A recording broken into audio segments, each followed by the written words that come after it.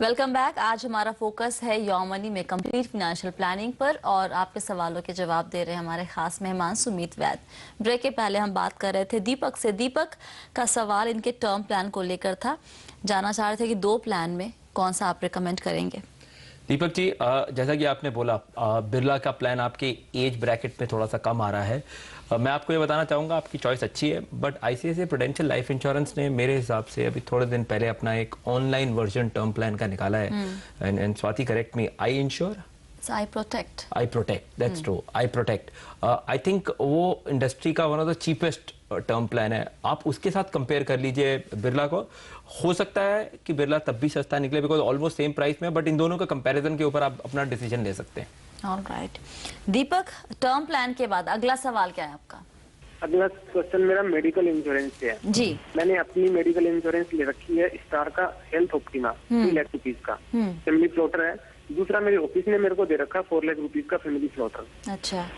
अब होता क्या कि ऑफिस जैसे ही चेंज करते हैं, जॉब चेंज करते हैं तो खत्म हो जाता है ऑफिस वाला तो मेडिकल इंश्योरेंस। तो मेरे को 3 लाख रुपए से उसकी वैल्यू बढ़ानी चाहिए। पहला सवाल ये। दूसरा, क्या मैं स्टार से कैरी करूँ या दूसरी कंपनी का कोई लेना चाहिए? ऑलराइट, यहाँ पे एक अच्छी खबर ये है सुमित कि अभी इंश्योरेंस पोर्टेबिलिटी भी अब लागू हो जाएगी कुछ दिनों में। इसके लिए सर्कुलर आ गया है आईआरडीए का। तो क्या सलाह देंगे? अगर ये अपनी कंपनी की सर्विस से सेटिस्फाइड है तो स्विच करने की जरूरत नहीं है, उसी पे बढ़ा सकते हैं कवर? बहुत अच्छा और गहरा क्वेश्चन है। गहरा इसलिए है कि अगर इनके फाइनेंसेस को देखा जाए तो एकदम जरूरत नहीं है। अच्छा।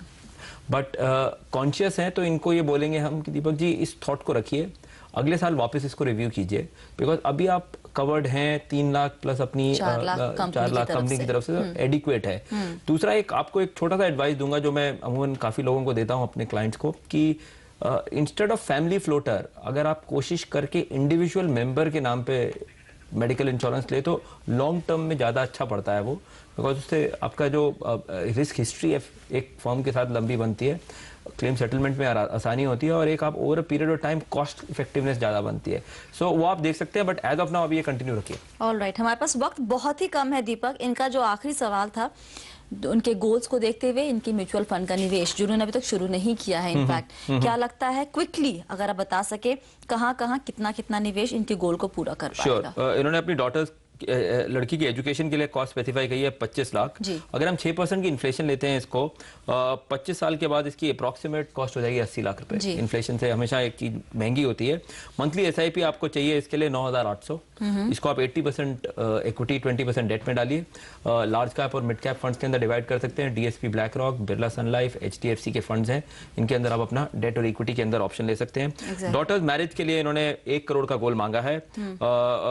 अगर ये एसआईपी अप्रोक्सीमेटली 6,500 रुपए का करें, आराम से ये अपने गोल को अचीव कर सकते हैं। वही 80% इक्विटी 20% डेट, तो फंड्स जो हमने उसको रिकमेंड करें उन्हीं फंड्स को आप आगे लेके देख सकते हैं। इसके बाद हम रिटायरमेंट के लिए भी इनको सजेस्ट कर रहे हैं, बिकॉज इनके पास कॉर्पस में पैसे बचते हैं। तो इनको तकरीबन रिटायरमेंट प्लानिंग करनी चाहिए 3.5 करोड़ का जब ये रिटायर हों, और इस हिसाब से अपनी फाइनेंशियल प्लानिंग करके जिस तरह से ऑर्गेनाइज है उस तरह से आगे चलें। ऑलराइट, बहुत बहुत शुक्रिया सुमित आज सभी सवालों के जवाब देने के लिए। और फिलहाल योर मनी में इतना ही। आप बने रहिए CNBC आवाज के साथ। नमस्कार।